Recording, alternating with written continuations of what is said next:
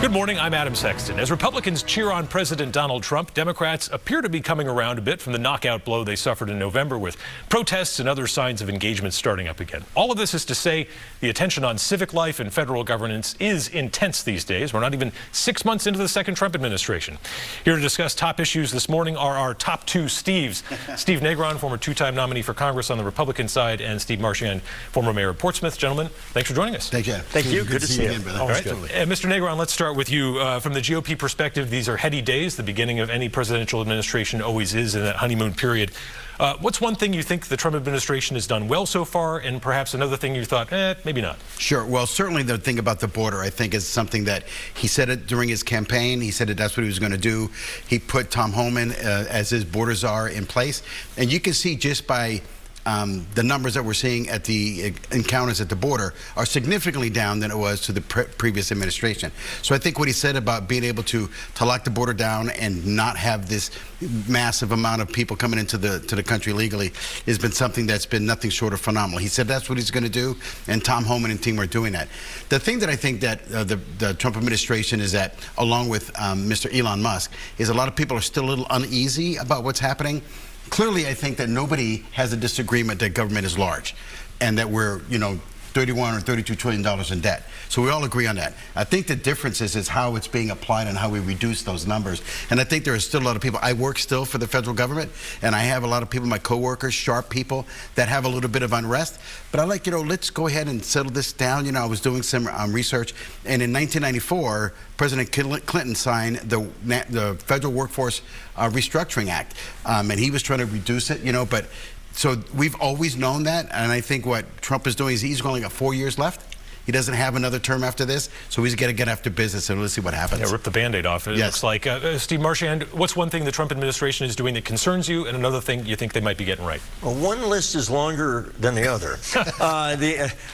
To be honest, what Trump does well, has done well for his whole life, is he's able to get the attention on the thing or the issue that he wants it to be on. So, to the point Steve made earlier about immigration, for example, if you look at the last half of the Biden administration and the detention numbers and so forth, those are actually much lower than the first half, and there's a conversation to be had there.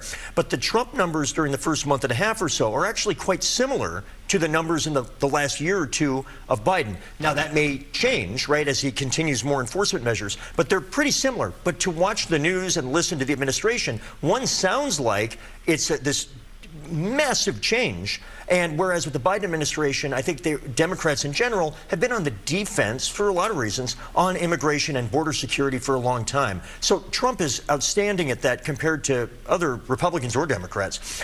One of the biggest problems I think a lot of people, Dems and non-Dems, have is this sense of busting down accountability and transparency in the process of trying to find savings. I agree with Steve that everybody thinks we need to find ways to reduce the budget deficit and get at the debt.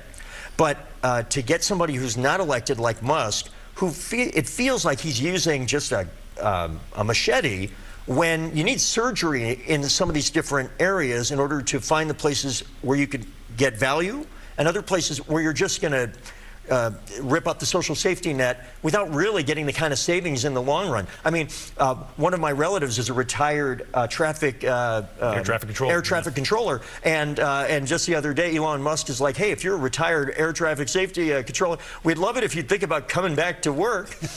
He's not. My relative will not be doing that, I think. But that sends a message to those of us that aren't air traffic safety controllers at a time when we're already very nervous. It's creating more instability. Americans already are very anxious about inflation and the economy, security, the world stage. This is adding more instability at a time when I think leaders' jobs is to help keep it real and help eliminate some of that anxiety that's really hitting almost all of us in this country. And Steve Negron, you touched on this a little bit, but do you worry that Elon Musk's style is going to risk some of the cuts that he's making, essentially, that if you do this too wildly or without enough forethought, that maybe these sort of tentacles just regrow after this is all done? Well, it's funny you mention that, because at President Trump's first cabinet meeting, and Elon Musk was there, he outwardly admitted, said, we cut some people with the U.S. aid, the initial cut, that we cut some money.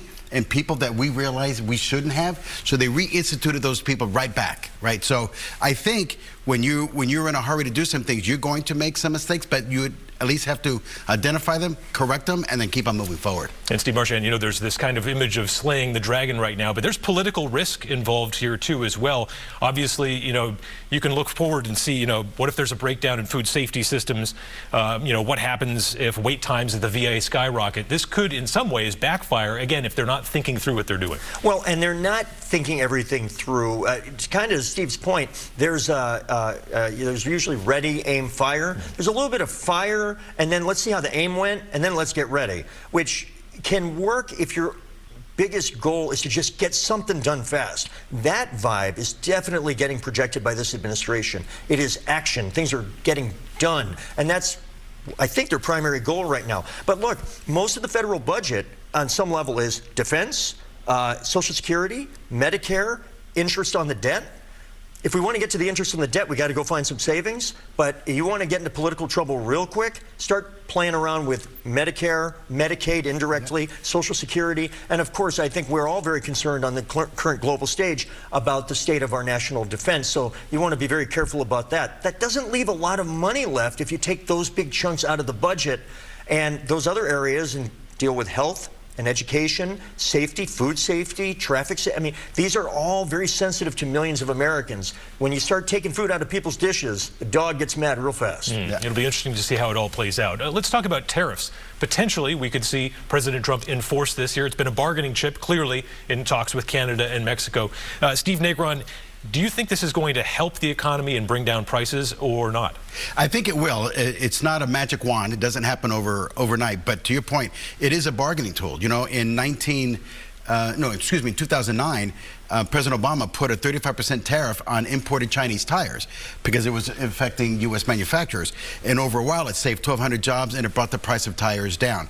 Biden kept some of President Trump's tariffs. So tariffs is a tool. I think, you know, it's not going to happen, like I said, overnight, but give it some time to normalize. And I think what you see is it brings people back, because people who want to do business with the United States want that long-term relationship. So there might be a bump up front, but I think what's going to happen, as we've seen tariffs in the past, will normalize, and then we'll get back to an ability which strengthens the economy. Steve Marchand, this is a local issue. I mean, New Hampshire trades with Canada. It's one of the biggest international partners the state has. No question. Look, I'm a dual citizen. My whole family's from Canada. I follow Canadian news closely. This has transformed the politics of Canada, by the way. The Conservative Party was about to win the Prime Minister from Trudeau by about 25 points was their lead. This week, it's tied, because that's the only thing that can bring all Canadians together right now is Donald Trump. It's one thing to have, as Steve mentions, the surgical use of tariffs. There is a place for that under both administrations, and at times Trump has used that tool. But when he talks about a 25% tariff across the board for virtually all Canadian goods, with a few exceptions, the most vehicles being made, primarily in the United States, have parts and elements of the production that are going back and forth from Canada, not once, many times between Detroit and Ontario mainly. And when that happens, every time it crosses the border, the tariff gets kicked in. For a mid-range four-door car, we're talking about adding more than $5,000 very quickly to the average price of a new car at a time when Americans are really concerned about the cost of living. This is poor policy. I'm hopeful it's just threats, but I'll tell you, up in Canada, very disruptive, and it's going to cause counteraction from Canadians to many goods that we use if we're not careful. Let's talk about the war in Ukraine. If Donald Trump can pull off a peace deal that is lasting here, it's going to be monumental. But is anyone here on this little skateboard that we sit on here and uncomfortable at all with how close the United States has become with Russia in the United Nations, taking a vote essentially with the United States standing with Russia and North Korea and Belarus, saying essentially we're not going to support a resolution that supports the territorial integrity of Ukraine? Well, it's funny, you know, I'm a big movie buff, right? So Michael Corleone said, you keep your friends close and your enemies closer. Look, we have sent billions of American dollars over to the Ukraine. And me, you know, I growing up in the Cold War, you know, those big bad guys to the east were never friends of mine, right? So I think what Trump is doing is, first of all, is stop this killing. Just stop it for both sides, right? Nobody is getting any benefit out of that.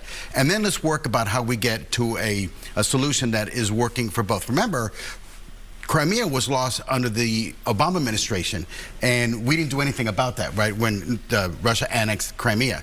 I don't know how the map is going to end up. I think you have to look at, that the Ukraine won't be part of NATO, right, because I can clearly understand Putin's position. I don't want a NATO country on my back door. So there's going to be some negotiations out here. I think the primary goal was to stop the war, and let's figure out where we go so that there's going to be amicable decisions made for both sides. Yeah, Europe wants peace. Steve Marchand, your thoughts? Well, it's a couple things. First, let's be honest. Most Americans are not prioritizing foreign policy relative to domestic, and especially economic. So I think some of this, as important as it is taking a back seat, especially in the Trump throw spaghetti on the wall style of public relations and governance. So that's a side issue. Obviously, I'm a Cold War kid, and the idea that we would in any way endorse Putin's style of governance, which is tyrannical, is just wrong, and it's un-American. That said, what I worry about more than even the Ukraine settlement is what it communicates to our partners around the world. Can you trust us? In the last 80 years, America's strength has been our stability, our predictability. We say we'll do X for you, and in the long run, we do it. That is no longer the case. That is not what Europeans, and what I worry in the future, Asian policy allies, how they are going to feel about the United States. That's a big problem for foreign policy going forward. Yeah, Taiwan, the big question mark in the future. Well, hey, always love hanging out with our favorite Steves here. Very much appreciate your time, gentlemen. Absolutely. Thank you. Same here. Thanks so much. And we'll be right back with Nashua Mayor Jim Donches. Stay with us.